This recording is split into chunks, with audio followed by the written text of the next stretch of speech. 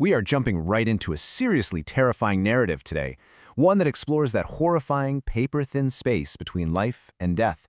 We're going to break down the spine-chilling story of a man named Daniel and his direct, utterly inescapable encounter with the dead. So get comfortable, maybe turn on an extra light, because this is a masterclass in building psychological horror, and we're going to unpack exactly how it works. Okay, let's dive into this. Right out of the gate, the narrative hooks us with this absolutely chilling premise. I mean, a bus that looks empty at first glance, but houses something way, way more sinister. This quote right here perfectly sets the eerie atmosphere of our whole story, grounding us in a reality that is about to just completely unravel.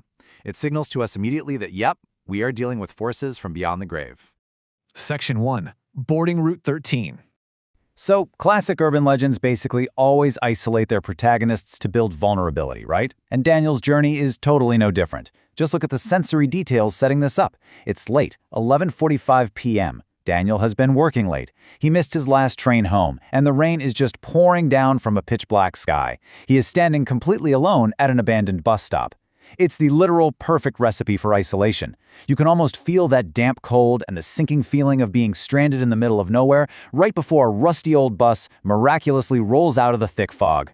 Now, a bus appearing out of thin air is strange enough on its own, but then we get a look at the destination sign. It says, Route 13, final stop. Daniel has literally never seen a Route 13 before, and this ominous sign serves as our first major clue about what this vehicle actually is. It's not taking him to his apartment. It is quite literally a final stop. But, he's tired, he's desperate to get out of the freezing rain, so Daniel boards anyway as the driver slowly opens the doors without saying a single word. Section 2. Passengers with no reflections. As we step into the interior of the bus, Daniel's true encounter with the dead officially begins. And this brilliantly illustrates the psychological dread the author is building for us. Let's walk through these specific, horrifying anomalies one by one. Daniel grabs a seat near the back. The bus starts moving. But he notices the other passengers are perfectly, unnaturally still. They aren't looking at him, and incredibly, they aren't even blinking. He looks over at the windows and there are no reflections of the passengers in the glass. He literally rubs his eyes, but nope, still nothing. And then comes the absolute most horrifying visual.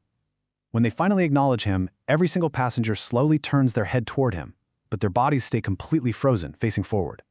Just their heads move, and they all smile. It is an unbelievably unsettling image that basically confirms he is entirely surrounded by the dead. The tension finally snaps when the lights above begin to flicker. Right in the middle of all these smiling, unnatural faces, an old woman whispers a very grave warning. Don't talk to them, whatever happens. This one single line completely shifts the story from an eerie, weird commute into a full-blown nightmare. It tells us there are rules in this space between life and death, and Daniel is completely at their mercy. Section 3. The Floating Girl.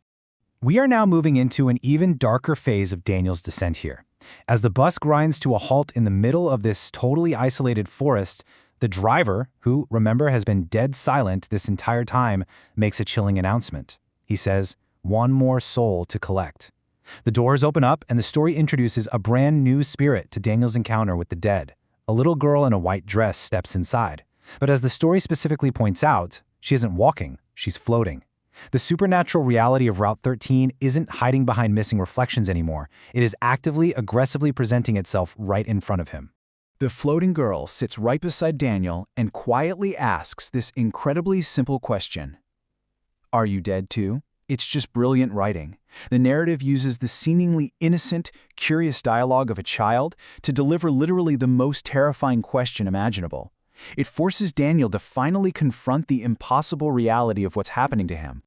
Daniel's heart is just pounding in his chest at this point. "No!" he shouts. You can really feel the absolute rising panic here.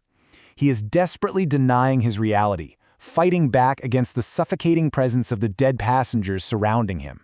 He flat out refuses to accept the implication of her question. But the little girl, she simply smiles and replies, "You will be." That sinister smile and that completely inevitable promise just sink right into your mind, don't they? It's a statement of absolute certainty from someone who is already residing on the other side. Section 4. The Fatal Realization.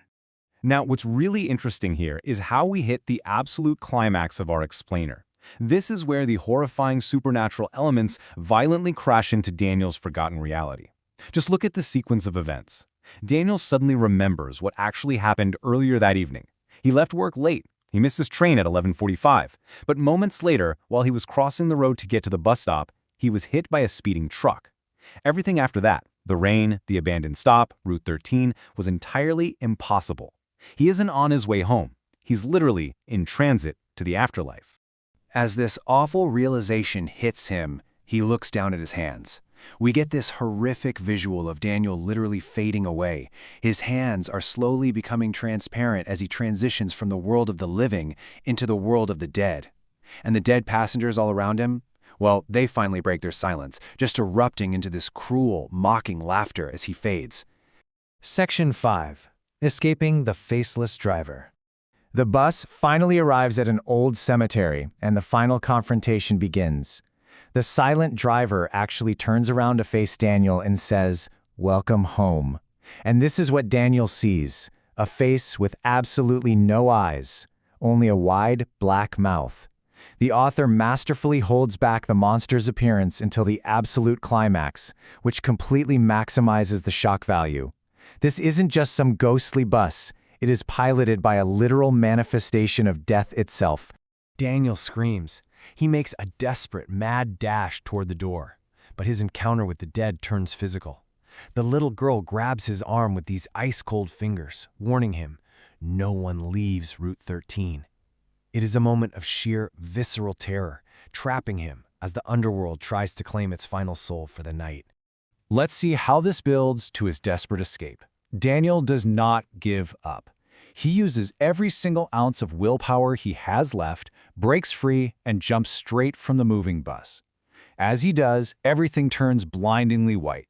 Suddenly, he wakes up in a hospital room, surrounded by doctors who are shouting in relief, "He's alive! He came back!"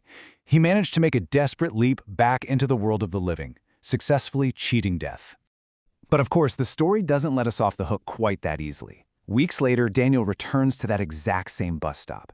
The road is totally empty, no Route 13 in sight. He turns to walk away, finally feeling safe, when a cold voice echoes right behind him. "We'll save your seat until next time." He whips around, and while the road is still empty, he sees fresh tire tracks leading directly into the nearby cemetery. It's a seriously chilling epilogue that reminds us of a dark truth. Death's inevitability is a constant, lingering threat. He might have escaped tonight, but Route 13 is always out there waiting. So the crucial point is how this narrative forces us to actually reflect on our own mortality and the incredibly thin veil separating us from what comes next. It puts you right in Daniel's shoes. Imagine sitting in the damp rain, freezing, just waiting for a ride home. If a mysterious bus pulled up out of the fog when you were utterly stranded, would you recognize the signs? Would you dare board Route 13? I want to leave you with this final provocative thought to chew on today. Choose your fate. Would you step onto that bus, braving an encounter with the smiling, unblinking dead just to get out of the cold? Or would you trust your gut instincts, turn your back on the only ride in sight, and run away into the dark? Because some journeys never truly end, and Route 13 is always looking for one more soul to collect. Thanks so much